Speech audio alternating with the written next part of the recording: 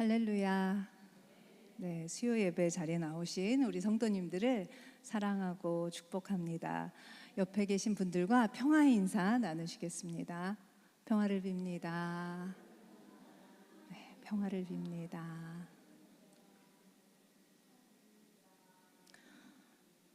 네, 오늘 사도행전의 말씀을 전하는데 제가 제목을 모자를 던지라라고 했습니다. 성경 어디에도 모자를 던지라는 이야기는 없는데 제가 왜 이 제목을 달았는지 제가 잘 설명을 해드리겠습니다. 사도행전 1장 6절에서 8절까지의 말씀을 오늘 전할 텐데요. 모두 아시는 것처럼 사도행전 1장은 누가복음의 마지막 장인 24장과 잘 연결이 되어 있습니다. 누가복음 24장의 마지막에는 예수님의 부활과 승천에 관해서 나오는데 딱 그 부분이 좀 중복되면서 그 누가복음이 끝나고 난 이후의 일들을 사도행전이 전하고 있는 것입니다. 그중 오늘 함께 나눌 그 6절에서 8절까지의 말씀은 누가복음에는 잘 나와 있지 않아요. 그런데 승천하시기 직전에 제자들과 예수님이 나누셨던 아주 짤막한 대화가 추가가 되어 있습니다. 그런데 이 짧은 대화를 보면은 제자들이 부활을 목격했는데도 아직 정신을 못 차렸나? 이런 생각이 들 정도로 예수님과 제자들의 마음이 합하여지지 않은 것을 우리가 알 수 있습니다. 말하자면 제자들과 예수님은 지금 서로 다른 꿈, 동상이몽을 하고 있는 것입니다. 가령 6절을 보면 제자들은 이스라엘 나라를 회복하심이 이때니까 라고 예수님께 물어보면서 도대체 언제쯤이면 우리나라를 독립시켜 주실 것입니까? 이렇게 나라의 독립에 관심이 온통 쏠려 있는 것을 볼 수 있습니다. 반면 예수님께서는 뭐라고 하시죠? 때와 시기는 너희가 알 바가 아닌데 너희가 예루살렘과 온 유대와 사마리아와 땅끝까지 이 일의 증인이 되리라. 이렇게 뭔가 조금 서로 다른 이야기를 하고 계십니다. 아마 예수님께서는 이스라엘의 독립이 아니라 하나님의 나라에 대한 이야기를 하고 계신 것 같습니다. 그래도 명색이 제자들이잖아요. 공생의 3년 동안 예수님 옆에서 예수님과 같이 숙식을 하며 예수님이 하신 말씀을 듣고 예수님과 같이 사역을 했는데 어떻게 이렇게 제자들은 예수님의 그 속마음을 몰랐을까요? 그런데 이게 이해가 안 되는 것이 아닙니다. 이 제자들, 이 이스라엘의 그 유대인들이죠. 이 제자들은 너무나 오랜 기간 동안 강대국의 압제에 시달려 왔습니다. 북이스라엘이 어느 나라에 망했죠? 아수르에 망하고 그 다음에 남유다가 바벨론에 망했을 뿐만 아니라 포로로 잡혀갔잖아요. 그리고 예루살렘, 그 귀한 예루살렘 성전이 모두 다 무너져 내렸습니다. 그것뿐만이 아니죠. 그 다음에는 페르시아가, 또 그 다음에는 그리스 제국이, 그 다음엔 또 누가요? 로마 제국이 이들을 아주 압제했습니다. 그래서 너무 오랜 기간 동안 식민 생활을 하다 보니 이 이스라엘 사람들은 자기의 언어조차도 잊어버릴 지경이었습니다. 언어를 상실했다는 것이 엄청나게 끔찍한 일이죠. 나라가 없어지는 것입니다. 우리가 일본 식민지 하에 있을 때 일본도 우리의 언어를 없애려고 노력했지만 저희들은 끝까지 이 언어를 지켜냈었죠. 그래서 이런 이스라엘의 역사를 감안하면 이 제자들 예수님의 마음을 모르긴 했지만 얼마나 그 이스라엘의 독립이 자면서까지도 꿈에 나올 정도로 얼마나 그렇게 간절한 소망이었는지 우리는 이해할 수 있습니다. 유대인들은 모세를 통해서 이집트에서 그 노예였던 신분에서 자유를 얻었죠. 그래서 자기들을 구원하셨던 그 하나님에 대한 기억이 있었습니다.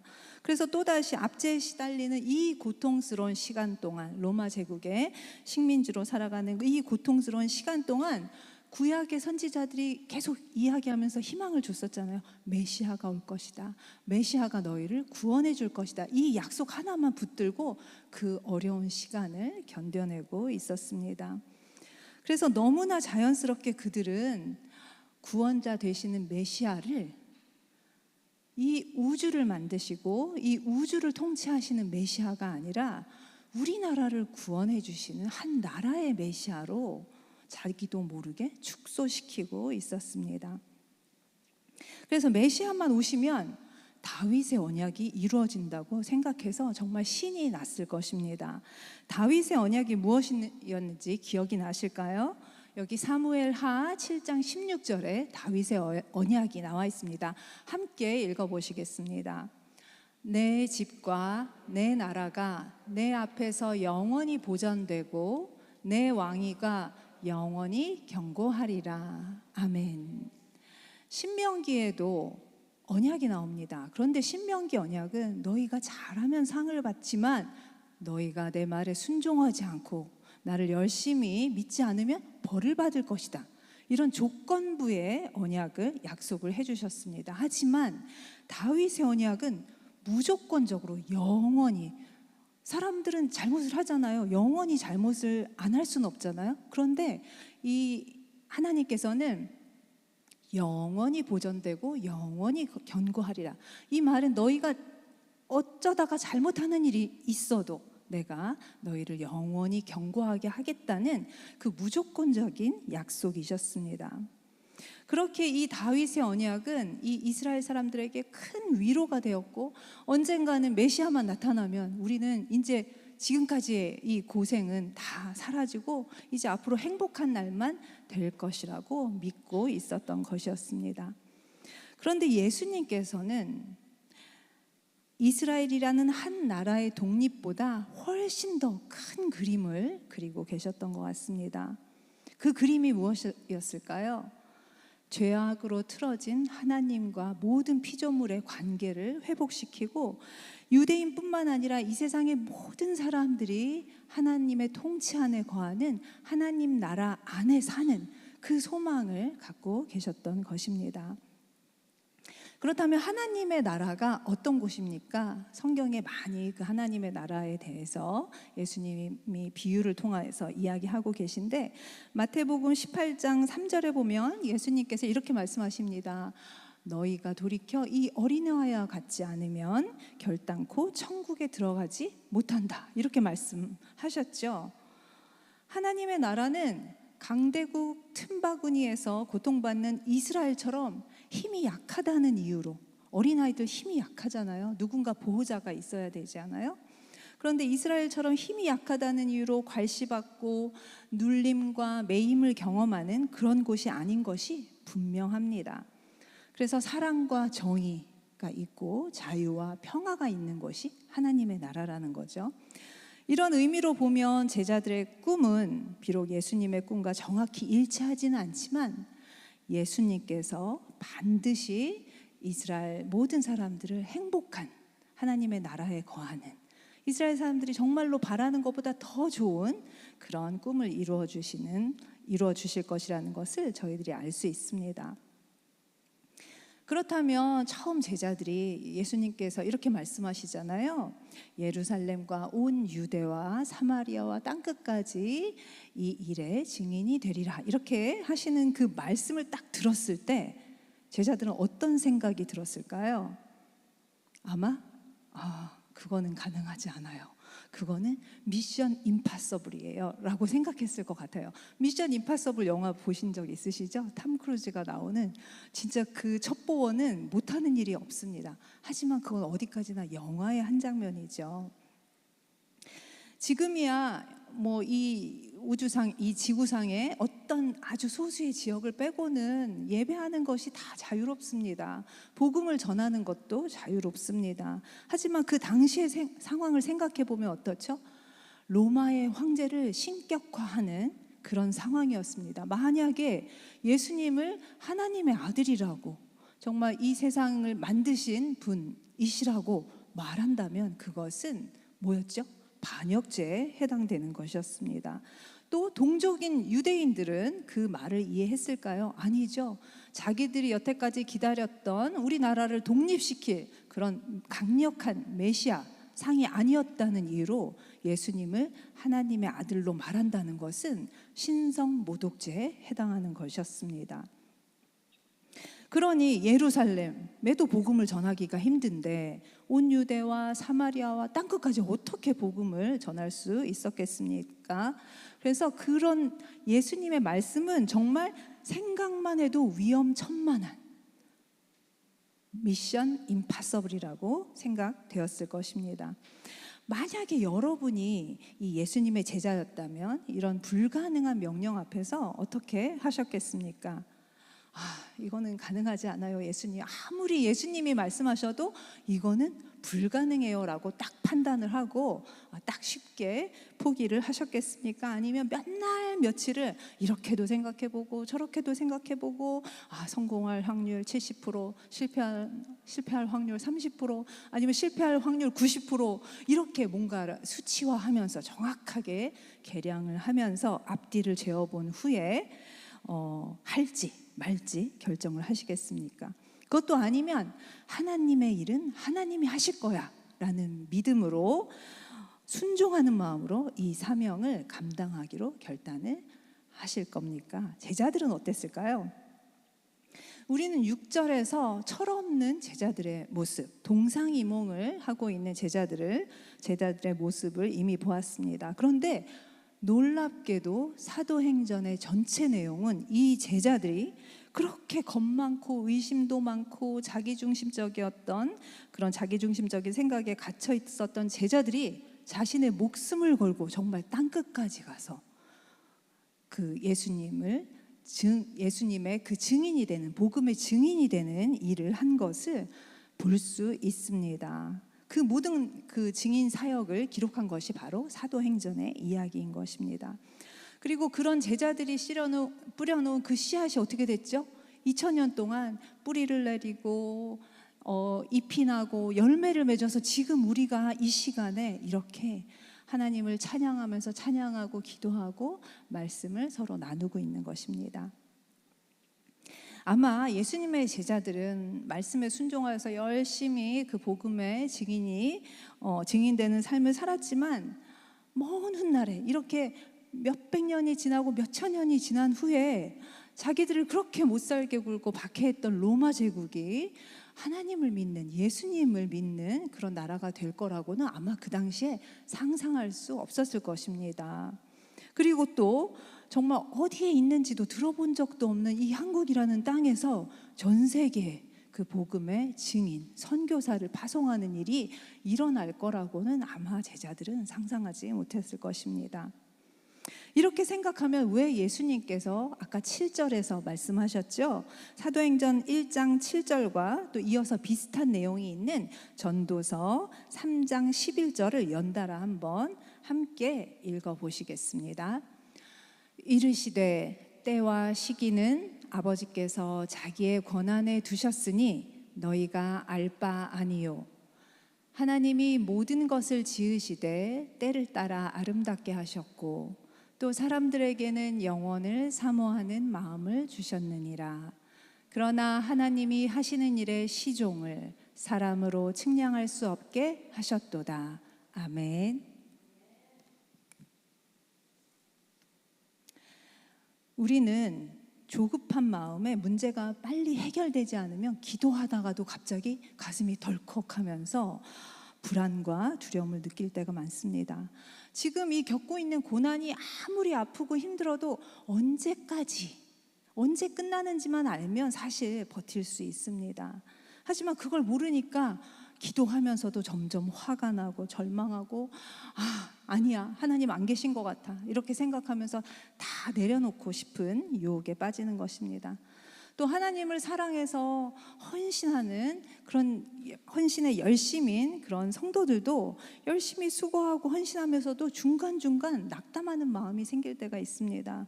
왜냐하면 우리가 막 헌신을 하는데 열매가 보일 기미가 안 보이는 거예요. 열매가 맺힐 기미가 안 보이는 거예요. 그러면 혹시라도 내가 이렇게 내 인생을 바쳐서 헌신했는데 아무것도 얻지 못하고 이거 다 헛수고 아니야? 나 지금 잘하는 거 맞아? 이런 의심의 마음이 들기 때문입니다. 예수님께서는 6절에서 이스라엘 나라의 회복을 묻는 제자들의 질문에 7절에서 이렇게 말씀하셨습니다. 때와 시기가 아버지의 권한이니 너희가 알 바 아니다. 이렇게 말씀하셨죠. 또 전도서의 저자도 하나님께서 하시는 모든 일의 시작과 끝을 우리가 알 수 없으니 그냥 하나님께서 하나님의 때에 아름답게 이루실 것을 믿어라, 이렇게 전도서의 저자도 이야기를 하고 있습니다. 만약 현재 지금 마음에 고통이 있고 또 여러 가지 종류의 어려움을 겪고 계신 성도님이 계시다면 우리가 방금 읽었던 이 말씀을 기억하셨으면 좋겠습니다. 우리가 언제인지는 알 수 없지만 하나님의 때 아름답게 선하게 우리의 기도를 들어주실 것이라고 믿습니다. 그 믿음으로 평안해지시기를 소망합니다. 그런데 이제 여기에서 궁금증이 하나 생깁니다. 그렇게 두려워하고 그렇게 의심하고 그렇게 예수님이 아무리 비유로 말씀하시긴 했지만 아무리 여러 번 설명했는데도 그렇게 듣는 귀가 없어서 말귀를 못 알아듣던 예수님의 제자들이 어떻게 결과적으로는 다 그 사명을 감당했잖아요. 어떻게 감당할 수 있었을까요? 저는 본문을 묵상하면서 제자들이 이 불가능한 임무 미션 임파서블을 수행할 수 있었던 두 가지 비결을 한번 생각해 보았습니다. 첫 번째는 제자들이 모자를 던졌기 때문이었습니다. 오늘 설교의 제목도 모자를 던지라 였는데요. 모자를 던진다는 말이 무슨 뜻일까요? 아일랜드의 작가 프랭크 오크너는 자신의 자서전에서 어린 시절을 이렇게 회상했습니다. 함께 읽어보시겠습니다. 소년 시절 나와 친구들은 시골길을 걷다가 너무 높고 험해 보이는 과수원 담장을 만나면 도저히 넘을 수 없어 보이는 그 담장 앞에서 우리는 모자를 벗어 담장 너머로 던졌다. 그러면 우리에게는 선택지가 없었다. 반드시 따라 넘어가야 했다. 네. 이 작가의 자서전에 나오는 구절인데요. 높은 담장을 뛰어넘는 것은 엄청 위험한 일이잖아요. 높이 올라가기까지는 할 수 있는데 거기서 떨어지면 어떻게 해요? 떨어지면 다칠 수 있잖아요. 그런데 이 또래 소년들에게는 나는 안 할래 이렇게 말하는 게 굉장히 부끄러운 일일 수 있습니다. 자신의 용기와 담력을 친구들에게 보여줄 수 있는 절호의 기회인 거죠. 그래서 속으로는 올라갈까 말까 무서워 이런 마음이 있더라도 일단 모자를 담장 넘어 던져버리는 것입니다. 그러면 만약에 모자를 안 갖고 집에 가면 어떻게 되죠? 엄마한테 혼나겠죠. 이 세상에서 가장 무서운 사람이 누구죠? 엄마죠. 그래서 모자를 던져 놓는 것입니다. 그러면은 죽으나 사나 이 모자를 가지고 집에 가야 되니까 아무리 무서워도 그 담장을 기어 올라가는 것이었습니다. 저도 새 아이의 엄마인데 그죠? 이 아이들이 저를 제일 무서워하죠. 남편도 저를 무서워하죠. 그런데 이 말을 또 나중에 누가 했냐면요, 미국의 대통령인 케네디가 했습니다. 우주 탐사에 관한 미국의 정책을 밝히는 한 연설에서 이 표현을 사용하는 것이었습니다.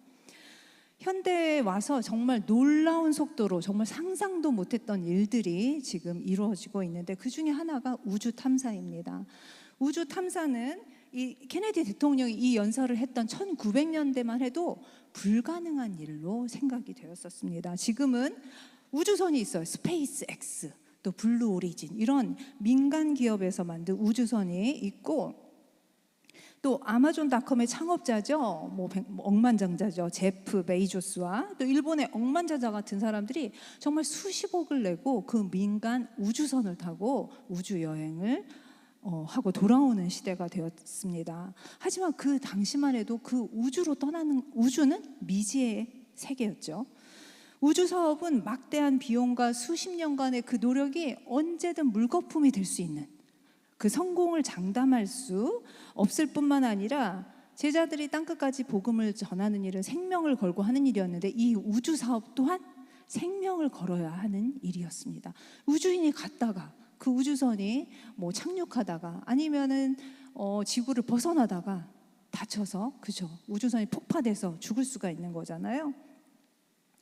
그럼에도 미국은 그 냉전 시대였던 1950년대 초에 처음으로 소련이 인공위성을 우주에 발사하고 그 뒤에 또 최초의 우주인인 유리 가가린을 우주에 보내서 지구의 궤도를 도는데 성공시키자 더 이상 그 가만히 있을 수가 없었습니다. 그래서 케네디는 1962년 샌 안토니오 항공우주의료센터 헌정연설에서 이렇게 얘기를 했습니다.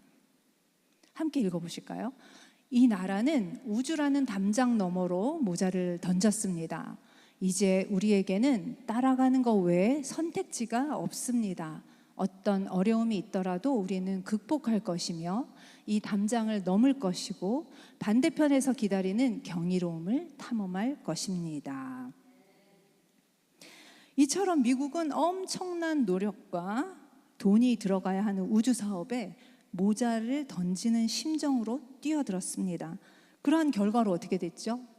그 당시는 성공의 여부를 확신할 수 없었지만 미국은 정부가 주도해서 달 착륙에 성공했고 우주 왕복선도 만들었습니다. 그리고 지금은 민간 기업들이 우주 사업을 하는 현재에 이르렀습니다. 결국 모자를 던진다는 말은 뭐죠? 걱정과 불안, 두려움에 사로잡힌 자신을 쳐서 굴복시킴으로 결단하는 일인 것입니다. 할지 말지 따지고 앞을 따지고 주저하는 것이 아니라 어떤 고난과 역경이 와도 나는 이 일은 꼭 하겠다, 이렇게 결심하는 것이 모자를 던진다는 것입니다. 저는 예수님의 말씀을 들었을 때, 그 8절의 말씀을 들었을 때 제자들도 이런 심정이었다고 생각을 합니다. 누가복음 24장 48절에서 49절, 52절에서 53절을 차례로 읽어보겠습니다. 너희는 이 모든 일의 증인이라 볼지어다. 내가 내 아버지께서 약속하신 것을 너희에게 보내리니 너희는 위로부터 능력으로 입혀질 때까지 이 성에 머물라 하시니라. 그들이 그에게 경배하고 큰 기쁨으로 예루살렘에 돌아가 늘 성전에서 하나님을 찬송하니라. 아멘. 한때 우리 아이가 달라졌어요. 이런 프로그램, 그렇죠? 문제 아이를 그 텔레비전 프로그램에 그런 상담을 요청해서 아이의 행동이 많이 변화되는 것, 아이의 삐뚤어진 행동이 변화되는 것을 그런 프로그램 보신 적 있으시죠? 기억나시죠? 그런데 그 프로그램처럼 이번에는 제자들이 달라졌습니다. 예수님이 제자들을 축복하시고 승천하셨습니다. 더 이상 예수님이 그들 곁에 함께 하시지 않습니다. 그런데 예수님이 처음 십자가에서 돌아가셨을 때는 뿔뿔이 흩어졌던 제자들이 이번에는 예수님이 승천하신 후에 흩어지지 않았습니다. 집으로 돌아가지 않았고요, 생업으로 복귀하지 않았습니다. 어떻게 했죠? 예수님이 말씀하신 대로 함께 모여서 기도하기 시작했습니다. 그들은 성령을 받기로 결단하고 기도했고 찬송했습니다. 두려움 대신 기쁨이 넘쳤습니다. 이처럼 복음의 증인이 되기 위해서 가장 먼저 해야 하는 것은 결단하는 일입니다. 만약에 땅끝까지 증인이 된다는 것, 그거는 불가능한 일이야 라고 생각하면서 성령을 받기 위해 한자리에 모여서 기도하지 않았다면 어떻게 됐을까요? 오늘날 우리는 이 자리에서 예배하고 있지 못했을 것입니다. 여기에 계신 성도님들 중에, 또 집에서 온라인으로 예배드리는 성도님들 중에 저는 하나님 앞으로 더 가까이 나아가고 싶어요, 이런 마음의 소원이 있어요. 하지만 현실적인 사정으로 결단하지 못하시는 분들이 아마 많이 계실 것입니다. 그런 분들은 모자를 담장 너머로 던져버리십시오. 가정과 교회와 일터의 모든 일을 감당할 수 있는 힘을 달라고 하나님께 구하십시오. 제자들이 땅끝까지 복음의 증인이 되는 미션 임파서블을 수행할 수 있었던 두 번째 비결이 있습니다. 그것은 하나님께서 성령의 권능을 주셨기 때문이었습니다. 예수님께서는 다 알고 계셨습니다. 우리들이 얼마나 연약한지, 우리가 얼마나 의지 박약인지, 우리가 얼마나 두려움이 많은지 예수님은 다 알고 계셨습니다. 그런데도 복음의 증인이 되라고 말씀하신 것은 그 일을 결단하기만 하면 그 일을 할 수 있는 능력을 주실 수 있었기 때문이었습니다. 우리는 한때 그리스도인을 핍박했던 사도 바울이 어떻게 복음의 증인으로 변화했는지를 알고 있습니다. 사도 바울이 뭐 말씀을 읽다가 아니면 그리스도인의 그 말을 듣고 감동을 받아서 변화된 게 아니었죠. 하나님께서 강권적으로 정말 예수님께서 그를 만나 주셔서 사도 바울이 완전히 다른 사람이 되었던 것이었습니다. 사도행전 9장 15절을 함께 읽으시겠습니다. 주께서 이르시되 가라, 이 사람은 내 이름을 이방인과 임금들과 이스라엘 자손들에게 전하기 위하여 택한 나의 그릇이라. 아멘. 그런데 사도 바울이 이렇게 또 달라졌습니다. 정말 예수님 보시기에 너무너무 귀한 그릇이 되어 있었습니다. 그러나 그렇게 좋은 사람이 됐는데, 이제 하나님께 칭찬받는 사람이 되었는데 칭찬과 격려, 상을 받기는커녕 어떻게 됐죠? 수많은 죽을 고비를 넘겨야 했습니다. 고린도 후서 11장 26절에서 28절에는 사도 바울이 당한 온갖 종류의 고난들이 열거되어 있습니다. 한번 함께 읽으시겠습니다.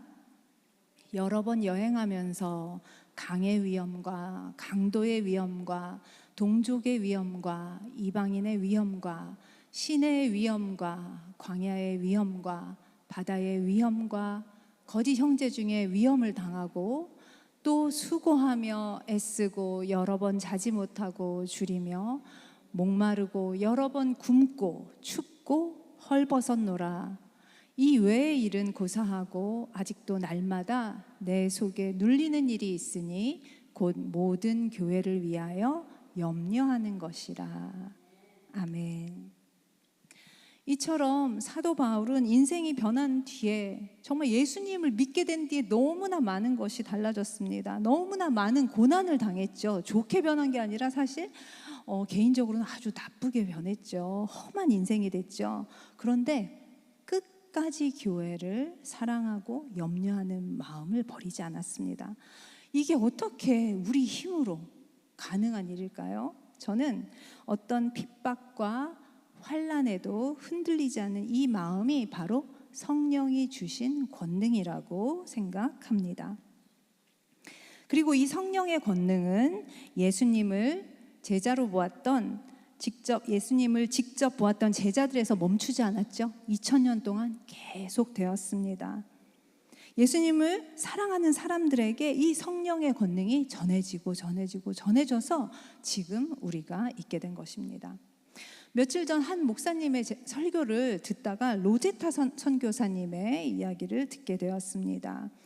예전에 우리나라에 어떤 그 기념홀이 있더라고요. 거기에서 그 로제타 선교님의 그 일생을 저도 읽은 적이 있었는데, 로제타 선교사님은 미국에서도 여성 의사가 많지 않았던 때에 의대를 졸업하고 의사가 되었습니다. 그런데 우연히 한 선교단체에서 만들어낸 그 홍보 책자를 이렇게 무심코 넘기다가 이런 글귀를 보았다고 합니다. PPT를 다시 한번 틀어주실 수 있을까요? 아까 말씀 나왔던 PPT 좀 열어주세요. 아무도 가려하지 않는 곳에서 아무도 화려하지 않는 일을 하라.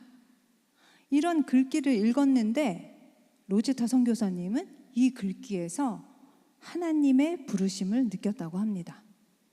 그래서 한 번도 들어본 적도 없고 어디에 있는지조차 모르는 조선 땅에 1890년에 의료 선교사로, 그것도 미혼의 몸으로, 여성의 몸으로 왔습니다. 그러나 사도 바울처럼 이런 귀한 믿음을 가지고 온 생애를 헌신하고 자기의 모든 것을 내려놓고 온 선교사님에게 하나님의 은혜와 축복만 있었던 것이 아니었습니다. 사도 바울은 비록 매를 맞고 감옥에 가긴 했지만 혼자 몸이었습니다. 결혼을 하지 않아서 아내도 없었고 자녀도 없었습니다. 그런데 로제타 선교사님이 조선에서 사역하는 동안 결혼을 했는데, 윌리엄 홀이라는 또 자기와 같은 의료 선교사와 결혼을 했는데, 이 선교사님이 그 전염병을 치료하다가 남편이 죽어버렸습니다. 그리고 자녀가 둘 있었는데 3살 배기 딸이 그 3살 생일 그 다음 날에 또 병으로 죽어버렸습니다. 그럼에도 로제타 선교사님은 그 모든 슬픔을 선교와 의료봉사로 승화시켜서 조선에 치료받지 못하는 어린이, 조선에 치료받지 못하는 여성, 조선에 치료받지 못했던 장애인을 위해서 큰 기여를 했습니다. 이런 힘이 어디서 나왔을까요? 저는 그냥 우리의 힘이 아니라고 생각합니다. 저는 슬픔을 승화시켜서 더 많은 생명을 구했던 이 힘이 바로 하나님이 주신 성령의 권능이라고 생각합니다. 우리 교회와 깊은 관계가 있는 선교사님이 계시죠? 누구실까요? 에비슨 선교사입니다. 에비슨 선교사님도 마찬가지였습니다. 캐나다의 토론토 대학교 의과대학 교수이자 의사로 진짜 안정된 삶을 살고 계시다가 또 이분도 우연히 토론토 YMCA 모임에서 조선의 선교사로 사역하고 있었던 언더우드 선교사를 만나게 됐습니다. 언더우드 선교사가 내가 조선에 가보니 조선에서는 치료받고 죽는 사람들이 너무 많아. 조선에는 지금 의약품이 필요하고 조선에는 쇄국 정책을 하고 있어서 의사밖에는 복음을 전할 사람이 없어. 영어를 가르치는 사람밖에는 복음을 전할 사람이 없어. 이 말을 하자 에비슨 선교사님의 마음에 감동이 왔습니다. 그래서 온 가족을 데리고 아이들과 임신한 아내를 데리고 1893년에 조선으로 왔습니다. 그때 그 당시 조선이 어땠죠? 정말로 가난했습니다. 그리고 너무너무 위생이 취약해서 많은 선교사님들이 병에 걸려서 죽었습니다. 그런데 어린 자녀, 자기 혼자만 온 게 아니라 어린 자녀들과 임신한 아내를 데리고 왔을 때는 아브라함이 믿음으로 이삭을 제단에 바쳤던 그 심정으로 아마 가족들을 이끌고 이 조선 땅에 왔었을 것입니다. 이렇게 모든 기득권을 내려놓고 하나님의 부르심에 순종할 수 있었던 선한 마음과 용기가 에비슨 선교사님의 그 개인적인 그런 성품에서 나왔을까요? 저는 그 담대함, 그 용기는 성령의 권능이라고 생각을 합니다. 결국 복음의 증인이 되는 일은 우리가 할 수 있는 일인가요? 그 선교가 우리가 할 수 있는 일인가요? 저는 성령의 사역, 하나님이 하시는 일, 하나님의 선교라고 생각합니다. 그래서 요즘 선교학에서는 선교를 이렇게 말합니다. 미시오 데이.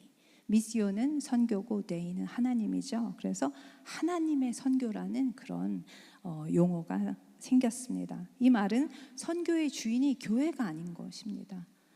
우리가 비록 물질을 들고 선교지에 가지만 정말로 그 복음을 전하시는 분은 하나님.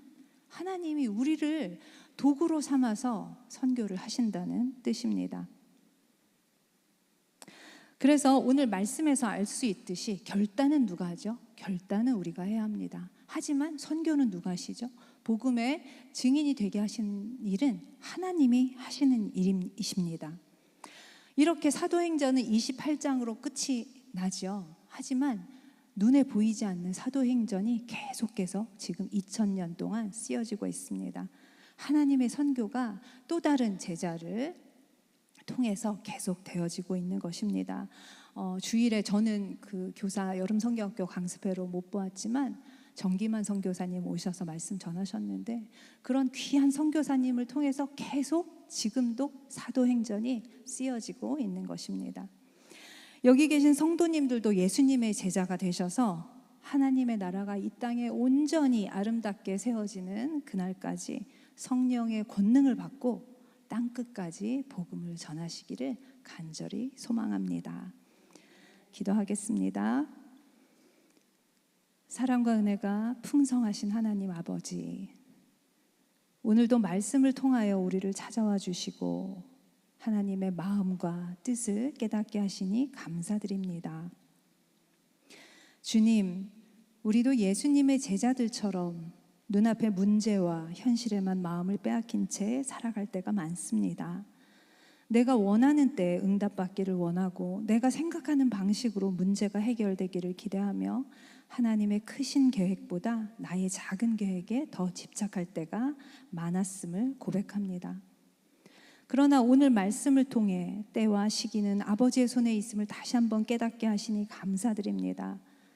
우리가 하나님의 하시는 일의 시작과 끝을 다 알 수는 없지만 하나님께서 모든 것을 때를 따라 아름답게 이루실 것을 믿음으로 바라보게 도와주시옵소서. 우리에게도 모자를 담장 너머로 던지는 믿음을 허락하여 주시옵소서.